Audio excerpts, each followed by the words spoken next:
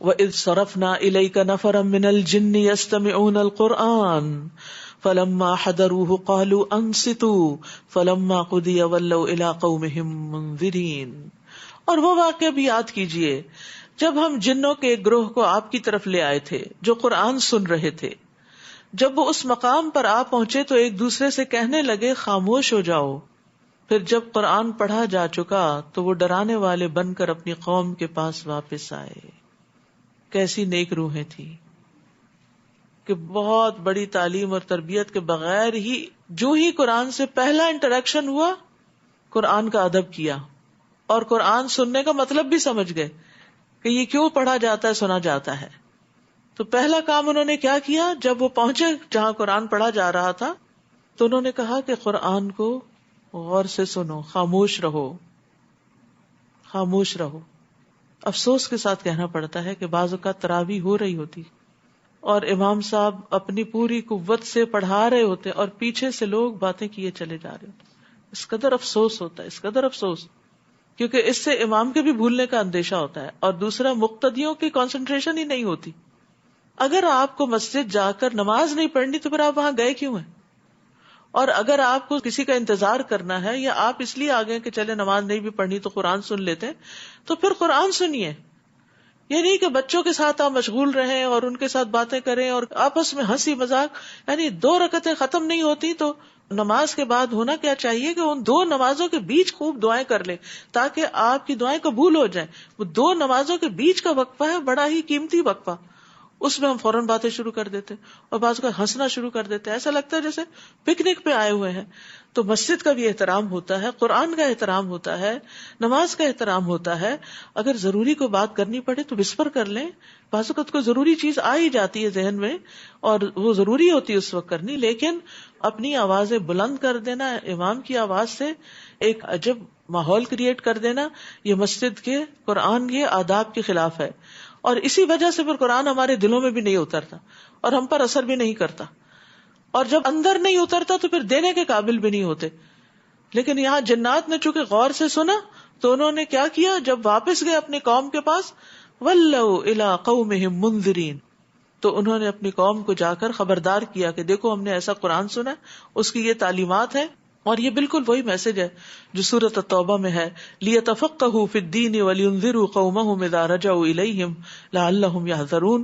مسلمانوں کی ہر جماعت میں سے کچھ لوگ نکل کے آنے چاہیے تاکہ وہ لوگ دین کی سمجھ بوجھ پیدا کریں اور واپس جا کر اپنے لوگوں کو خبردار کریں۔ ایک اور بات جو یہاں سے پتہ چلتی ہے وہ یہ کہ جنوں میں داعی تو آئے ہیں اللہ کی طرف دعوت دینے والے، لیکن پیغمبروں کا نہیں پتہ چلتا کہ کوئی رسول بھی ان کے اندر ہو۔ جو رسول انسانوں کی طرف آئے وہی جنات کی طرف بھی تھے، اور نبی صلی اللہ علیہ وسلم کو جنوں کو بطور خاص قرآن سنانے کا حکم بھی دیا گیا تھا۔ آپ صلی اللہ علیہ وسلم فرماتے ہیں مجھے حکم دیا گیا کہ میں جنوں کو قرآن پڑھ کر سناؤں۔ آپ نے پوچھا تم میں سے کون میرے پیچھے آئے گا، تو لوگوں نے سر جھکا لیا، شاید سب ڈر گئے کہ جنوں کے پاس کیسے جائیں۔ تو آپ نے 3 بار یہی بات کہی تو لوگ اٹھنے کو تیار نہیں ہوئے۔ تو ایک آدمی نے کہا اللہ کے رسول بے شک آپ پہل کرنے والے ہیں، یعنی آپ چلیے۔ تو پھر عبداللہ بن مسعود ان کے ساتھ گئے، تو پھر وہ ایک پہاڑ کی گھاٹی میں داخل ہوئے جس کو شعب الحجون کہا جاتا ہے۔ تو آپ صلی اللہ علیہ وسلم نے حضرت عبداللہ بن مسعود کے آس پاس ایک حلقہ، یعنی کہ خیالی حلقہ کھینچ دیا، دائرہ کھینچا اور آپ کو کہا کہ آپ اس دائرے سے باہر نہ نکلیں۔ تو عبداللہ بن مسعود کہتے ہیں وہ جنات میرے اوپر اترنے لگے اور مجھے گدھوں کی مانند لشکر کی صورت میں کچھ چلتا ہوا دکھائی دیا۔ میں نے ملی جلی آوازوں کا بہت شور سنا تو مجھے نبی صلی اللہ علیہ وسلم کے بارے میں خوف لاحق ہوا۔ پھر آپ نے قرآن کی تلاوت کی۔ جب اللہ کے نبی واپس آئے میں نے کہا اللہ کے نبی وہ آوازوں کا شور کیسا تھا جو میں نے سنا؟ تو آپ نے فرمایا وہ ایک مقتول آدمی کے سلسلے میں میرے پاس اکٹھے ہوئے تھے جو ان میں قتل ہو گیا تھا، تو میں نے ان کے درمیان حق کے ساتھ فیصلہ کیا۔ اسی طرح جنات کا ایک دائی آپ کے پاس آیا، آپ کو ساتھ لے کر گیا اور آپ نے پھر قرآن سنایا، اور اس کی بھی کافی تفصیلات ملتی ہیں جس وقت نہیں ہے کہ آپ کو سنائی جائے، لیکن یہ کہ آج بھی بعض اوقات ایسے واقعات ملتے ہیں کہ جنات کسی عالم کو یا کسی بزرگ کو اٹھا کے یعنی لے جاتے ہیں اپنی وادیوں میں بستیوں میں اور ان سے تبلیغ کرواتے ہیں۔ یہ فرسٹ ہینڈ کسی نے معلومات دی تھی مجھے۔ قالوا یا قومنا انا سمعنا کتابا انزل من بعد موسیٰ، کہنے لگے اے ہماری قوم ہم نے ایسی کتاب سنی ہے جو موسیٰ کے بعد نازل ہوئی ہے۔ یعنی تورات کے بعد انجیل کا انہیں پتہ نہیں چلا اور قرآن کا پتہ چلا. وہ اپنے سے پہلے کتابوں کی تصدیق کرتی ہے، حق کی طرف اور سیدھی راہ کی طرف رہنمائی کرتی ہے. اے ہماری قوم، اللہ کی طرف بلانے والے کی بات مان لو اور اس پر ایمان لے آؤ، وہ تمہارے گناہ بخش دے گا اور تمہیں دردناک عذاب سے بچا لے گا. اور جو اللہ کی طرف بلانے والے کی بات نہ مانے تو وہ اسے زمین میں بھاگ کر اسے عاجز نہیں کر سکتا، اور نہ ہی اس کے بغیر اس کا کوئی حامی ہوگا جو اسے اللہ کے عذاب سے بچا لے. یہی لوگ صریح گمراہی میں ہیں.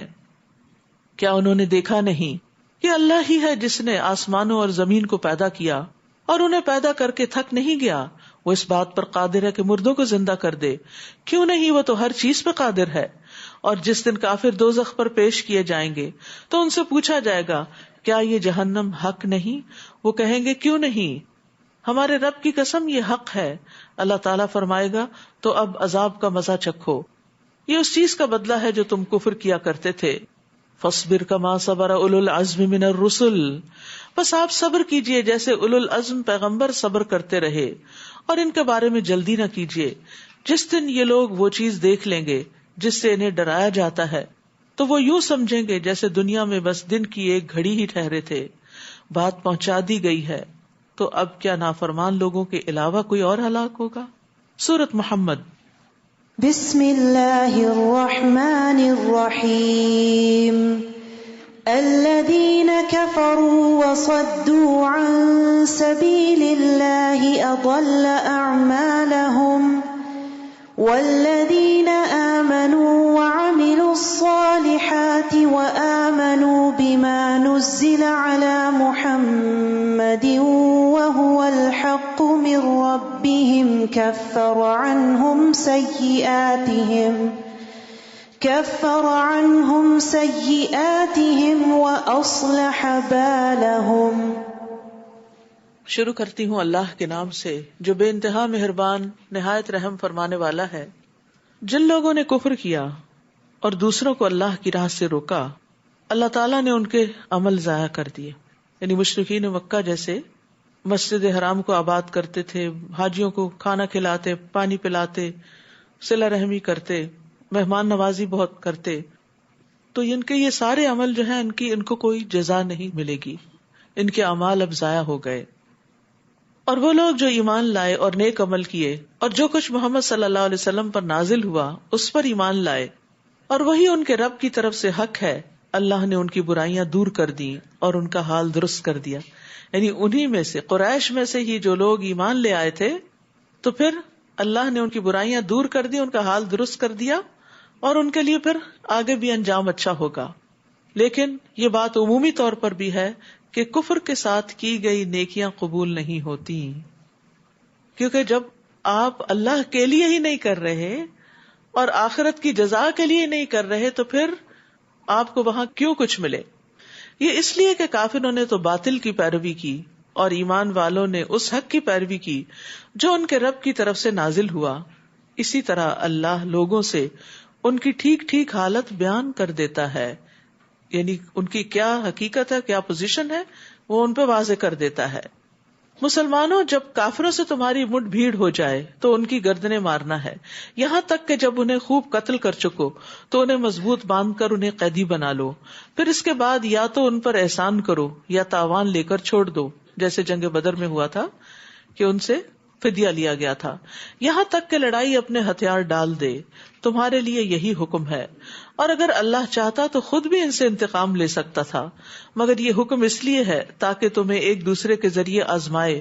اور جو لوگ اللہ کی راہ میں قتل کیے گئے یعنی مسلمانوں میں سے، اللہ ان کے اعمال کو ہرگز ضائع نہیں کرے گا. وہ ان کی رہنمائی کرے گا اور ان کا حال درست کر دے گا اور انہیں اس جنت میں داخل کرے گا جس کا اس نے انہیں تعارف کرا دیا ہے. مومن جنت میں اپنی منزل، اپنے مقام، اپنے گھر کو بہت اچھی طرح پہچانتا ہے. یعنی قیامت کے دن جب وہ جنت میں بھیجے جائیں گے تو جو مخصوص جنت ان کے لیے جس لیول پر ہوگی، جس درجے کی ہوگی، اس تک ایسے پہنچ جائیں گے جس دنیا میں کوئی اپنے گھر پہنچتا ہے، بلکہ اس سے بھی زیادہ آسانی سے. یعنی نہ تو کسی سے رستہ پوچھیں گے اور نہ ہی انہیں کوئی بھول چوک ہوگی کہ یہاں سے ٹرن لینا ہے یا وہاں سے لینا ہے، اور یوں محسوس ہوگا جیسے وہ یہیں کے رہنے والے تھے. وہ یہیں سے بلانگ کرتے تھے، ان کے لیے وہ سب چیزیں بہت فیملیئر ہوں گی. تو مومن جنت میں اپنے گھر، اپنی بیوی، اپنے خادم سب کی طرف ایسے رہنمائی پائے گا جیسے دنیا میں اپنے ان سب رشتوں کو پہچانتا تھا. رسول اللہ صلی اللہ علیہ وسلم نے فرمایا، اس ذات کی قسم جس کے ہاتھ میں محمد کی جان ہے، ان میں سے ہر شخص اپنے جنت کے گھر کو اپنے دنیا کے گھر سے بھی بہتر طور پر پہچانے گا. رسول اللہ صلی اللہ علیہ وسلم نے فرمایا، مجھے امید ہے کہ تم اپنی نیک اولاد سمیت جنت میں داخل ہونے سے پہلے وہاں اپنی رہائش گاہیں بنوا لو گے. اب سوال یہ پیدا ہوتا ہے کہ وہ کون سے کام ہم کریں جس سے جنت میں داخل ہو سکیں. تو سب سے پہلے تو ایمان ہی ہے، اور پھر عمل صالح. بہت دفعہ یہ آتا ہے عمل صالح عمل صالح. کیا ہے یہ عمل صالح؟ سب سے پہلی چیز اس میں نماز آتی ہے، نماز. لیکن افسوس یہ کہ ہم فرض نماز بھی پتہ نہیں کس مشکل سے پڑھتے، اور سنت تو ایسے چھوڑتے ہیں جیسے وہ ایگزسٹ ہی نہیں کرتی. اور افسوس یہ ہے کہ رمضان میں بھی سنت نہیں پڑھ رہے، افطار ہو رہے ہیں، پارٹیاں ہو رہی ہیں، اس چیز کی طرف بھاگ دوڑ کر رہے ہیں، سلام پھیرتے ہی جلدی جلدی کھانے پینے کی بھاگ دوڑ لگ جاتی. اس سے بہتر ہے آپ اپنے گھر میں آرام سے بیٹھتے اور آپ سنت بھی ادا کرتے. یعنی عام طور پر مساجد کا یہ حال ہو گیا ہے، سلام پھیرتے ہی نہ ذکر نہ اذکار، اور فوراً کھانے کی طرف دوڑ پڑے اور سنتیں بھی چھوڑ دی، جبکہ دن میں 12 رکعت سنت پڑھنے سے جنت میں گھر ملتا ہے.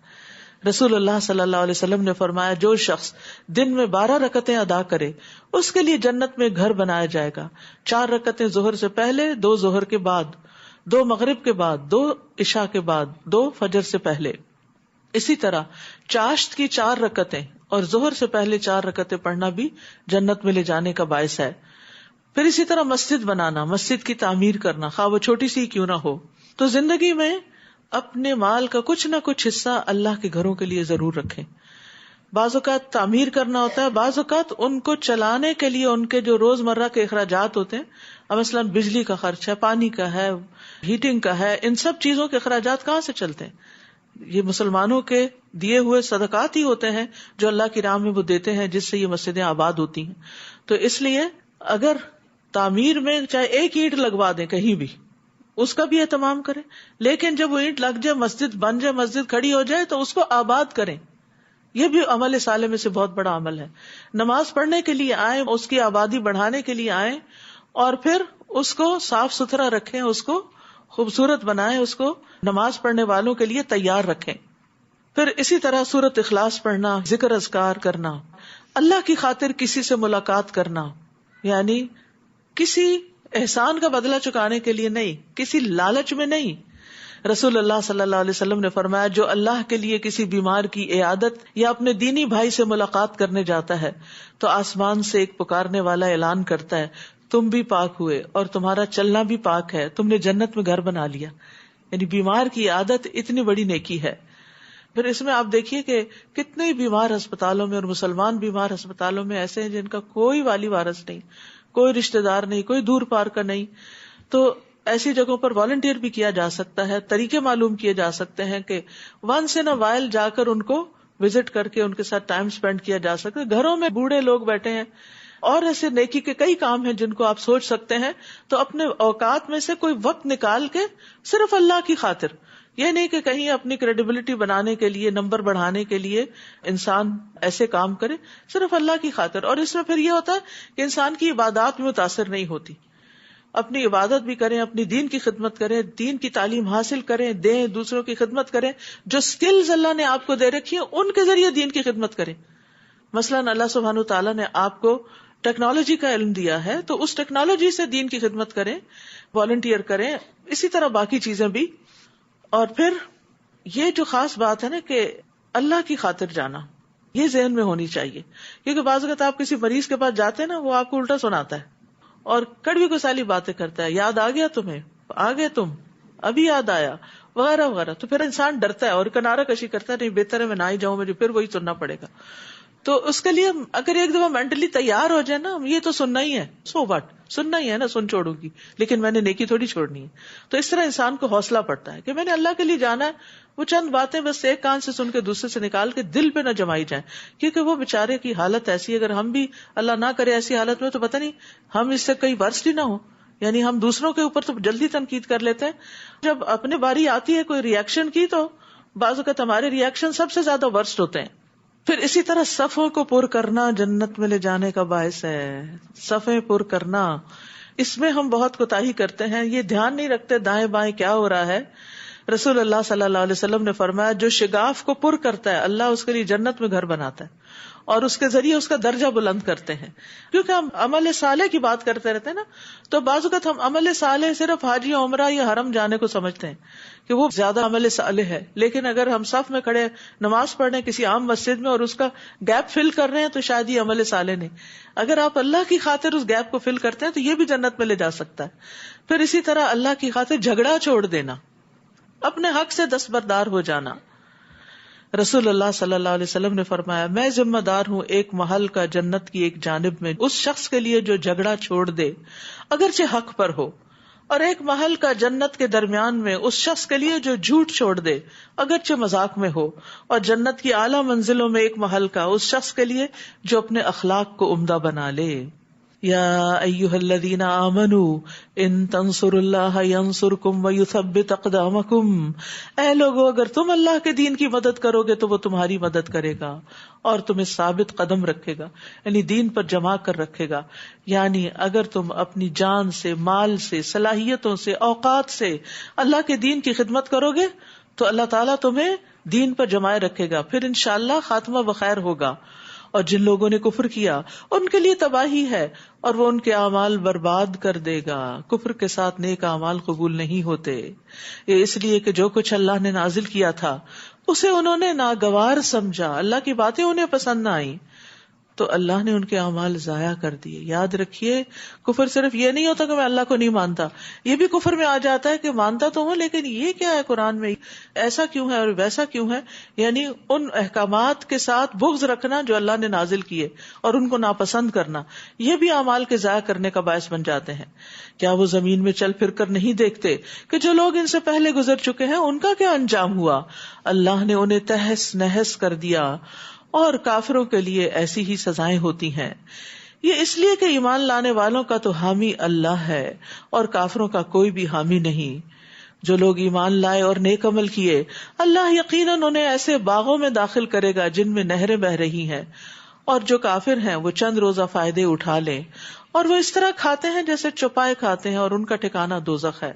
یعنی جس طرح چوپایوں کو صرف کھانے سے دلچسپی ہوتی ہے تو جو لوگ دنیا کے لیے جیتے ہیں پھر وہ دنیا کے عیش و عشرت اور دنیا کے مزے اور ان میں سب سے بڑا مزہ کھانے کے پیچھے لگے رہتے ہیں. یعنی ان کا پیٹوں اور شرمگاہوں کے سوا اور کوئی مقصد نہیں ہوتا اور کل آنے والے دن میں جو کچھ ہوگا اس سے وہ غافل ہیں. اور یہ بھی کہا گیا کہ مومن دنیا سے زیادہ راہ لیتا ہے، یعنی دنیا کی زندگی سے اپنی ضرورت کے تحت چیزیں استعمال کرتا ہے، اور منافق مزین ہوتا ہے، یعنی وہ اپنے آپ کو ہر وقت بیوٹیفائی کرنے اور ڈیکوریٹ کرنے کے پیچھے لگا رہتا ہے، اور کافر عیش کرتا ہے. یعنی ہر ایک کا درجہ ہے. اور یہ ایک حقیقت ہے کہ اگر آپ اللہ کا حق اور بندوں کا حق دینے والے ہو جائیں تو پھر اس کے بعد آپ کے پاس اتنا وقت نہیں بچتا کہ آپ اپنے آپ کو یا اپنے گھر کو یا ہر چیز کو صرف سجاتے ہی چلے جائیں. رسول اللہ صلی اللہ علیہ وسلم نے یہ بھی فرمایا مومن ایک آنت میں کھاتا ہے اور کافر 7 آنتوں میں کھاتا ہے، یعنی خود پیٹ بھر کے کھاتا اور پیتا ہے. اور زیادہ کھانے والے کا انجام اچھا نہیں. ایک شخص نے نبی صلی اللہ علیہ وسلم کے سامنے ڈکار لی. آپ نے فرمایا اپنی ڈکار کو ہم سے دور رکھو، کیونکہ دنیا میں زیادہ پیٹ بھر کے کھانے والے قیامت کے دن سب سے زیادہ بھوکے رہیں گے. تو اس لیے کھانا جب کھائیں تو تھوڑا بھوک رکھ کے کھائیں، اور خصوصاً رمضان میں افطار کے وقت احتیاط سے کھائیں تاکہ آپ کی تراویح اچھی ہو سکے. اور کتنی ہی بستیاں تھیں جو آپ کی اس بستی سے بڑھ کر طاقتور تھیں جن کے رہنے والوں نے آپ کو نکال دیا ہے، ہم نے انہیں ہلاک کیا تو ان کا کوئی بھی مددگار نہ ہوا. بھلا جو شخص اپنے رب کی طرف سے ایک واضح دلیل پر ہو اس شخص جیسا ہو سکتا ہے جس کے برے عمل اسے خوشنما بنا کر دکھائے جا رہے ہوں اور وہ اپنی خواہشات کی پیروی کر رہے ہوں. جس جنت کا پرہیزگاروں سے وعدہ کیا گیا ہے اس کی شان یہ ہے کہ اس میں پانی کی نہریں ہیں جو کبھی باسی نہ ہوگا. ٹھہرا ہوا پانی پرانا ہو جاتا ہے نا، تو جنت کی نہروں کا پانی پرانا نہیں ہوگا. اور دودھ کی نہریں ہیں جس کا مزہ کبھی نہیں بدلے گا، دودھ بھی تھوڑی دیر رکھ دے تو ذائقہ خراب ہو جاتا ہے. اور شراب کی نہریں ہیں جو پینے والوں کے لیے لذیذ ہوگی. اور کچھ نہریں صاف شہد کی ہوں گی، یعنی جن میں کوئی بھی میل کچیل نہیں ہوگا، مکھیوں کے پر اور ٹانگیں وغیرہ نہیں ہوگی. نیز ان کے لیے ہر طرح کے پھل ہوں گے اور ان کے رب کی طرف سے مغفرت ہوگی. ایسا شخص کیا ان لوگوں کی طرح ہو سکتا ہے جو ہمیشہ آگ میں رہنے والے ہوں؟ اللہ، اور انہیں پینے کو کھولتا ہوا پانی دیا جائے جو ان کی آنتیں کاٹ کے رکھ دے. اللہ ہم سب کو اس سے بچائے. اور ان میں سے کچھ ایسے ہیں یعنی منافقین جو آپ کی بات کان لگا کے سنتے ہیں، پھر جب تمہارے ہاں سے باہر جاتے ہیں تو ان لوگوں سے جنہیں علم دیا گیا پوچھتے ہیں کہ ابھی ابھی اس نبی نے کیا کہا تھا. یعنی مجلس میں بیٹھتے ہیں تو اس طرح سر ہلا ہلا کے بتاتے ہیں جیسے ہمیں سب سے زیادہ سمجھ آ رہا ہو، لیکن سمجھتے کچھ نہیں، دھیان کہیں اور لگا ہوا ہے، اور باہر جا کے پوچھتے ہیں آج بھلا اہم بات کون سی ہوئی تھی. یہی لوگ ہیں جن کے دلوں پر اللہ نے مہر لگا دی اور وہ اپنی خواہشوں کے پیچھے لگے ہوئے. خواہشات کے پیچھے لگے رہنا ہی دراصل انسان کو دین کے علم میں، سمجھ میں، اللہ اور اس کے رسول کی بات کی سمجھ میں پیچھے کر دیتا ہے. اور جن لوگوں نے ہدایت پائی اللہ ان کو اور زیادہ ہدایت دیتا ہے اور تقوی عطا کرتا ہے. کیا اب یہ لوگ بس قیامت کا انتظار کر رہے ہیں کہ وہ یکدم ان پہ آ پڑے؟ اس کی نشانیاں تو آ چکی ہیں. جب قیامت آ جائے گی تو پھر ان کے لیے نصیحت قبول کرنے کا کون سا موقع باقی رہ جائے گا؟ وہ تو بس جزا کا دن ہے. پھر فَاعْلَمْ أَنَّهُ لَا إِلَٰهَ إِلَّا اللَّهُ وَاسْتَغْفِرْ لِذَنبِكَ وَلِلْمُؤْمِنِينَ وَالْمُؤْمِنَاتِ وَاللَّهُ يَعْلَمُ مُتَقَلَّبَكُمْ وَمَثْوَاكُمْ. بس آپ جان لیجئے کہ اللہ کے سوا کوئی الہ نہیں. جان لیجئے، علم حاصل کیجئے، اور اپنے لیے نیز مومن مردوں اور عورتوں کے لیے بھی گناہ کی معافی مانگیے. اور اللہ تمہارے چلنے پھرنے کے مقامات کو بھی جانتا ہے اور آخری ٹھکانے کو بھی. تو یہاں عمل سے پہلے علم کی بات ہوئی ہے. سفیان ابن عیینہ سے مروی ہے کہ ان سے علم کی فضیلت کے بارے میں پوچھا گیا کہ اس کے ورچوز کیا ہیں. تو انہوں نے کہا کیا تم نے اللہ کا یہ فرمان نہیں سنا کہ جس کا آغاز ہی اللہ نے علم کے ساتھ کیا؟ فَاعْلَمْ أَنَّهُ لَا إِلَٰهَ إِلَّا اللَّهُ وَاسْتَغْفِرْ لِذَنبِكَ. اللہ نے عمل کا حکم علم کے بعد دیا. اسی طرح فرمایا اعلموا انما الحیات الدنیا لعب. جان لو کہ دنیا کی زندگی کھیل تماشے کے سوا کچھ نہیں. ایک اور جگہ پر فرمایا وَاعْلَمُوا أَنَّمَا أَمْوَالُكُمْ وَأَوْلَادُكُمْ فِتْنَةٌ. جان لو تمہارے مال اور اولاد فتنہ ہے. ایک اور جگہ فرمایا وَاعْلَمُوا أَنَّمَا غَنِمْتُم مِّن شَيْءٍ. جان لو کہ بے شک جو بھی تم غنیمت حاصل کرو. پھر اس کے بعد تقسیم کا حکم دیا گیا. تو قرآن مجید میں بارہا ایسا فرمایا گیا کہ جس میں علم حاصل کرنے کے لیے کہا گیا ہے. عمل ہو نہیں سکتا، درست منزل تک آپ پہنچ نہیں سکتے جب تک آپ کے پاس علم نہ ہو. تو انسان کو کب تک علم حاصل کرنا چاہیے؟ بڑھاپے تک. پھر بوڑھا ہو جائے تو چھوڑ دے. ریٹائرمنٹ، قبر تک، مرتے دم تک. یعنی دعا کیا کریں کہ آخری وقت میں بھی ہمارے ہاتھ میں قرآن ہی ہو اور ہم اللہ کی عبادت میں ہوں اور نیکیوں کے کام کر رہے ہوں، کیونکہ جو علم کے رستے پر ہوگا اس کے لیے جنت کی بشارت ہے. تو یہ سب کچھ صرف رمضان کی حد تک نہیں ہونا چاہیے. اس سے زندگی کا ایک اصول بنا. ٹھیک ہے رمضان میں کنسنٹریشن ہو جاتی ہے، زیادہ ٹائم ہم اس کے لیے لگاتے ہیں اور دنیا کے کاموں کو کم کر دیتے ہیں، لیکن رمضان کے بعد بھی باقی کاموں کے ساتھ ساتھ اس چیز کو پلے باندھ لینا چاہیے، اس میں کوتاہی نہ ہو. اب سمر آ رہا ہے نا، تو پھر ایک اور آزمائش ہوتی ہے. سمر ہے، روز باہر جانا، دھوپ میں جانا، پکنک، پارٹی، پارک جانا، ان چیزوں کے لیے انسان پھر اتنے اہتمام کرنے لگتا ہے کہ علم کی مجلسوں سے دور ہو جاتا ہے. اگر پارک بھی جائے تو پارک میں بھی علم کی مجلس ہو سکتی. ہر جگہ کے لیے اپنا ایک شعار بنا لے کہ جہاں بھی جانا ہے کچھ نہ کچھ اچھی بات سیکھنی اور سکھانی ہے. وَيَقُولُ الَّذِينَ آمَنُوا لَوْلَا نُزِّلَتْ سُورَةٌ. اور جو لوگ ایمان لائے ہیں وہ کہتے ہیں کہ جنگ سے متعلق کوئی سورت کیوں نہیں نازل ہوتی. پھر جب ایسی محکم سورت نازل کی گئی جس میں جنگ کا ذکر تھا تو آپ نے دیکھا کہ جن لوگوں کے دلوں میں نفاق کا مرض ہے وہ آپ کی طرف یوں دیکھتے ہیں جیسے کسی شخص پر موت کی غشی ڈالی گئی ہو. ایسے لوگوں کے لیے ہلاکت ہے. چاہیے تو یہ تھا کہ وہ نبی کی اطاعت کرتے اور بھلی بات کہتے. پھر جب جہاد کا معاملہ طے پا گیا تو اگر وہ اللہ سے کیے ہوئے عہد میں سچے رہتے تو یہ ان کے لیے بہتر تھا. پھر اے منافقو، تم لوگوں سے کیا بعید ہے کہ اگر تم حاکم ہو جاؤ تو زمین پر فساد کرنے لگو اور قطع رحمی کرنے لگو. رحم دو صورتوں میں ہوتا ہے، ایک عام اور ایک خاص. عام رحم دینی رشتہ داری ہے، دینی تعلقات ہیں، جن لوگوں سے آپ دین کی وجہ سے ملتے ہیں.